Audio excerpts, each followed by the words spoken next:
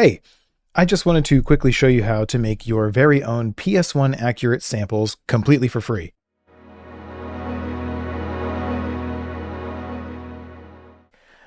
This tutorial is mainly for Windows, but if you're on Mac or Linux, I'm sure you can translate these instructions.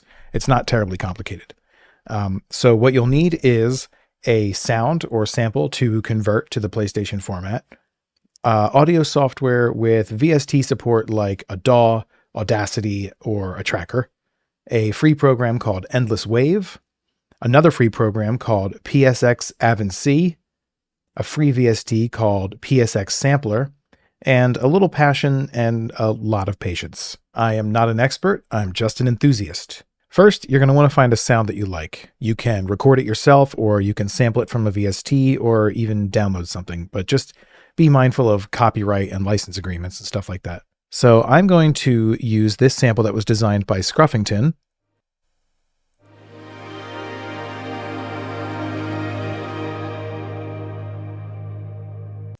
First thing I'm going to do is I'm going to trim down the sample a little bit so that it's not too long.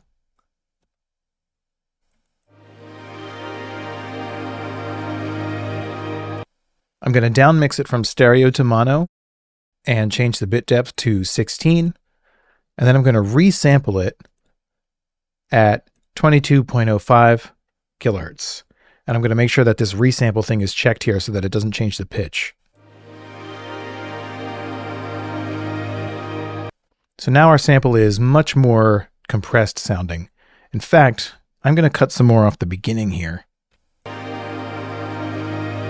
I know, it's like we're butchering the sound. And then I'm just going to go ahead and declick in. I won't declick out, but I'll declick the in so that there's less of a pop when it starts. And then anytime you change something, this is going to jump back up to 32. Just make sure that it's 16 before you save it.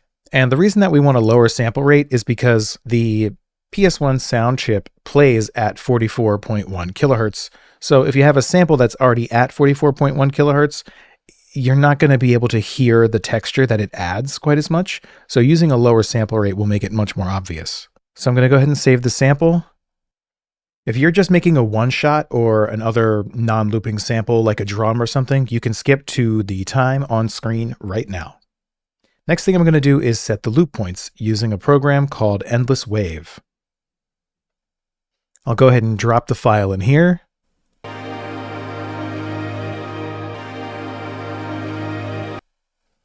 So this is where it gets kind of tricky and where you're going to start to really appreciate the composers and sound programmers of this particular era. Excuse me, because we have to keep technical limitations in mind or this will just not work at all. So in order for our loop to actually loop, we have to make sure that certain parameters are met. So an audio file is measured in samples. It's a bit of a confusing term because we're editing a sample, which is measured in samples, but for the sake of clarity, let's call them frames.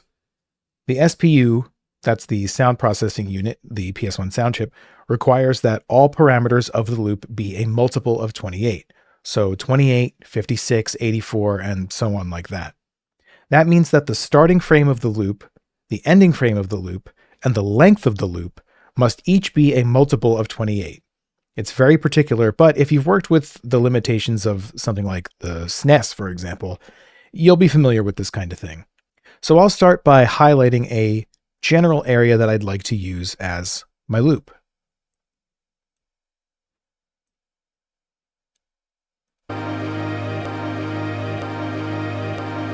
It doesn't have to be perfect yet. Now we need to do some really simple math, but the numbers are kind of big, so we're going to use a calculator. So everything needs to be a multiple of 28, like I mentioned. So I'm going to take this sample, this loop start time, and I'm going to put it in here, and I'm going to divide it by 28. So clearly it's not a whole number. So I'll just use this number, 762, multiply it by 28,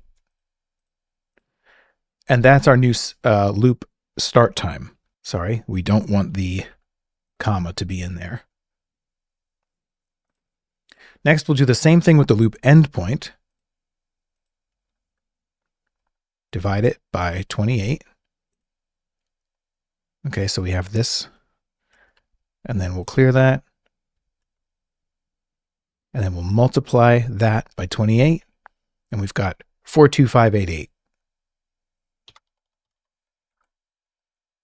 Beautiful. Now, because the endpoint is inclusive in endless wave, we actually have to subtract 1 from our loop endpoint.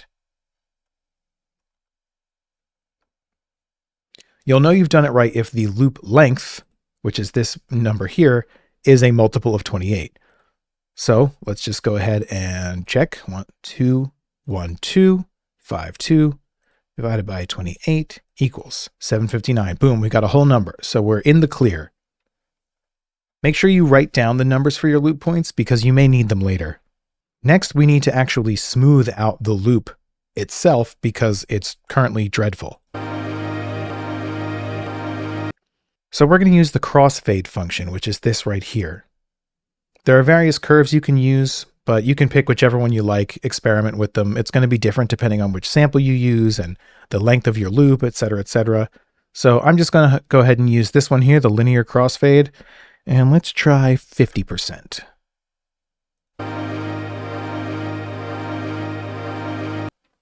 In fact, I'll make that even longer.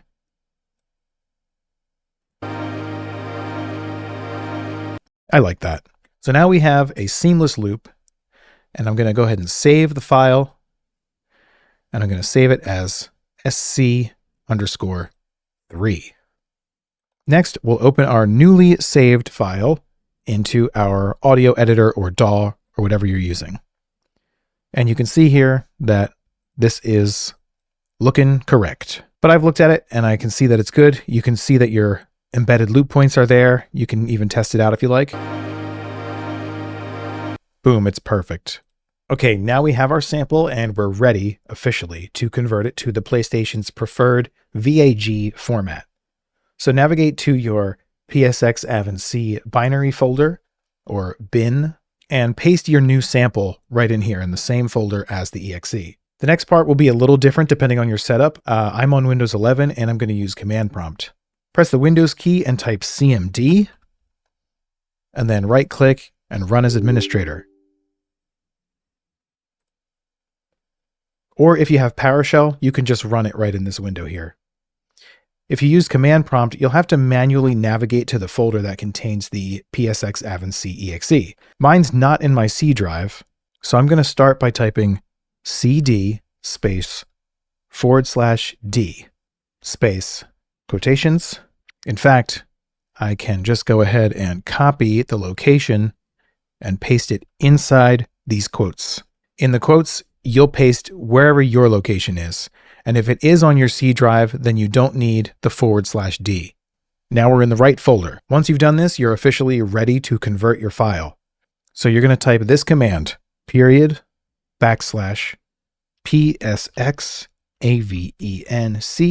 space -t space VAG space -f space 22050 space quote SC_3.wave unquote space quote SC_3.vag unquote. Make sure that you're using the same number that the sample rate of your sample is. And then inside these quotes should be the name of the WAV file that you already have. And then in these quotes is whatever you want to call the output VAG file. So then we'll just go ahead and press enter. And as you can see, it happened. It's done. We're there. We made it. Now for the penultimate step, testing the sample. So now we're going to use the PSX sampler VST, which is totally free. And up here in the top left, you see save and load. You can load, and you can load your new VAG file. Let's test it out.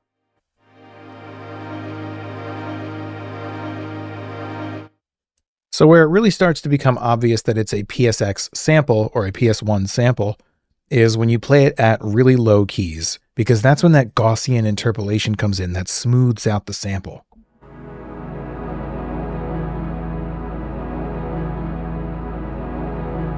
And if you're still unsure, let's do a comparison. This is the original WAV file using linear interpolation, which is basically nothing at all. You can hear that there's a lot of crunch in the high end. But in the PSX sampler, it's sort of got that trademark muffling.